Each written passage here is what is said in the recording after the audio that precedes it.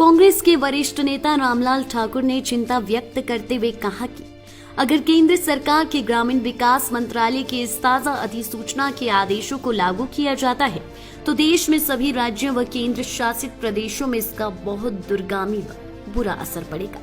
स्वारघाट में आयोजित press conference में संबोधित करते हुए कांग्रेस के वरिष्ठ नेता रामलाल ठाकुर ने केंद्र सरकार से सवाल किया है कि देश के सभी राज्यों में ग्रामीण विकास अभिकरण एजेंसी को बंद करने के फरमान से कार्यालयों में कार्य कर रहे सभी अधिकारी व कर्मचारी भयभीत हैं। उन्हें आज तक यह मालूम नहीं है कि इन कर्मचारियों व अधिकारियों को कहां भेजा जाएगा।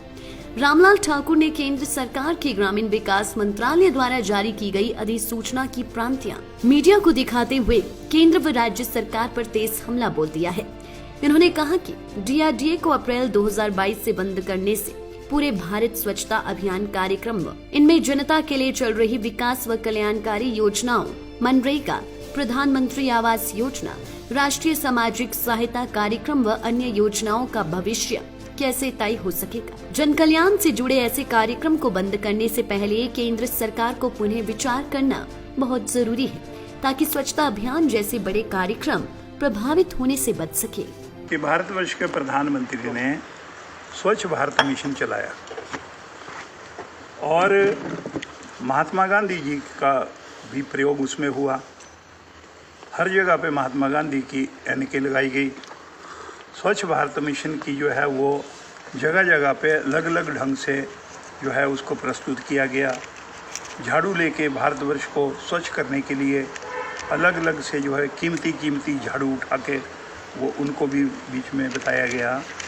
अब जो डीआरडीए है, डीआरडीए के अधीन ये स्वच्छ भारत मिशन भी काम कर रहा था। मुझे हैरानी इस बात की है, अधिकारियों ने बिना सोचे हुए ये फैसला कैसे ले लिया कि भाई डीआरडीए को बैन कर दो, उसका नाम ही बदल दो, 1 अप्रैल से ये ख़त्म हो जाएगा। तो स्वच्छ भारत मिशन का क्या होगा? स्वच्छ भारत मिशन में केंद्र सरकार अपनी स्थिति स्पष्ट करे कि जो पूरे हिंदुस्तान में और पूरे वर्ल्ड में ये जो केंद्र सरकार अपनी उपलब्धि बता रही है कि हमने स्वच्छ भारत मिशन चलाया, जिसमें अगला कदम हमारा कुछ और होगा। नदियों को स्वच्छ करने के लिए अलग से होगा, गंगा जमुना के लिए अलग से होगा। तो ये बताया जाए कि ये डीआरडीए को बंद करने के लिए स्वच्छ भारत मिशन के ऊपर जो इसका जो कुप्रभाव पड़ेगा उसके बारे में जो है वो सेंट्रल गवर्नमेंट भी बताए और स्टेट गवर्नमेंट भी बताए लोगों को कि आपने क्या सोच के ये नोटिफिकेशन करे, वो कठिनाई में डाल रही है। मैंने पहले ही आपसे कहा है कि मर्जर की आवश्यकता क्यों पड़ी भाई। ग्रामीण विकास योजनाएं अब कैसे चलेगी ये भी पता नहीं है। जब इस स्कीम का ही पता नहीं है तो ग्राम विकास योजनाएं जो चली है उनका आगे क्या होगा, नया प्रारूप क्या आएगा। अब ग्रामीण विकास के फंड का आगे क्या होगा, किस दिशा में जाएगा, क्या उसको जो है वो रूप दिया जाएगा।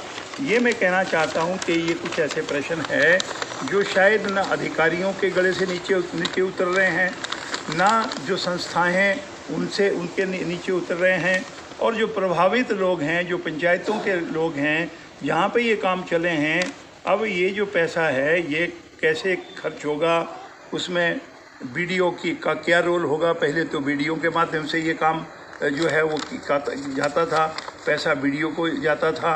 अब पैसा जिलाधीश कार्यालय से जाएगा या कहाँ से जाएगा ये भी कोई मालूम नहीं है। अब इस विभाग के अधिकारी और कर्मचारी जो है वो सकते में है। वो जब से नोटिफिकेशन आई है तब से ऐसा लग रहा है कि पूरा जो सिस्टम है वो सिस्टम जो है वो पंगु हो गया है।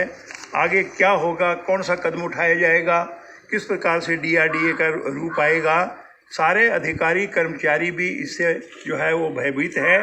और जिनके ऊपर ये काम चला हुआ था, कई वर्षों से डीआरडीए का काम चला हुआ था, आज उस काम के ऊपर भी ग्रहण लगाने के लिए इस प्रकार का कदम उठाया गया है। नए परीक्षण होते हैं, नोटबंदी होगी तब बोलते थे काला धन इकट्ठा जो है वो इकट्ठा हो जाएगा। कभी कहते थे नोटबंदी के बाद हमने ये कदम उठा दिया, इससे जो है वो आज क्या होगा कि आगे गति और ज़्यादा मिलेगी। फिर मैं ये कहना चाहता हूँ कि अगर मान लो कि डीआरडीए को आपने नया रूप देने के लिए ये कदम उठाया गया है, तो पहले पास ये होना चाहिए था, सेंट्रल गवर्नमेंट को सोचना ही चाहिए था कि DRDA को अगर आप ख़त्म कर रहे हैं तो पुरानी स्कीमें जो चली हुई है उनको पूरा करने के लिए क्या क्या कदम उठाए जाएंगे। और फिर चीज़ ये है कि डिपार्टमेंट जो इतने सालों से इस कार्यक्रम को चला रही थी, आगे अब कौन सी पोटली निकलेगी कि भाई वो जो बोलेंगे अब ये इससे क्या इससे भी कोई काला धन बाहर निकल जाएगा कि आप जो हर जगह जो है ना काले धन की बात कर रहे हैं, और जो नाम है पुरानी स्कीमों के जितने नाम चले हुए हैं उनको बदल के अपने नाम से गिरदावरियाँ हो रही हैं।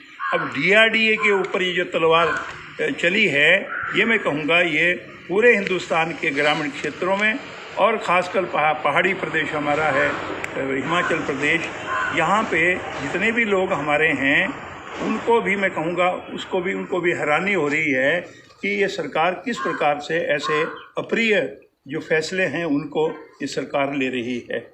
इसलिए मैं कहना चाहूँगा कि सबको इसके बारे में जागरूक होना चाहिए।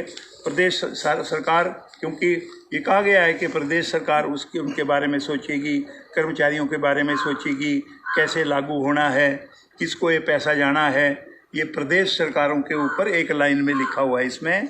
लेकिन प्रदेश सरकार क्या करेगी लोगों को पहले पता तो होना चाहिए।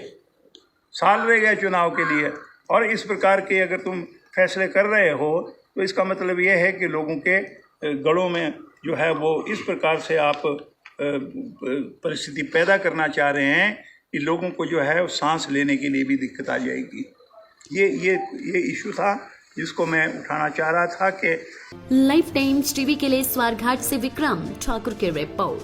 हिमाचल की सबसे बड़ी ऑटो डीलरशिप गोयल मोटर्स में नौकरी करने का सुनहरा अवसर। सोलन, शिमला, सिरमौर और किन्नौर में चाहिए sales executive, service executive, field executive, motor mechanic और ड्राइवर। शानदार करियर संभावनाएं व इंडस्ट्री में बेहतरीन सैलरी पैकेज। तो आज ही कॉल करें 9418035372 पर और ईमेल से भेजिए अपना बायोडाटा hr@goilmotor.com पर।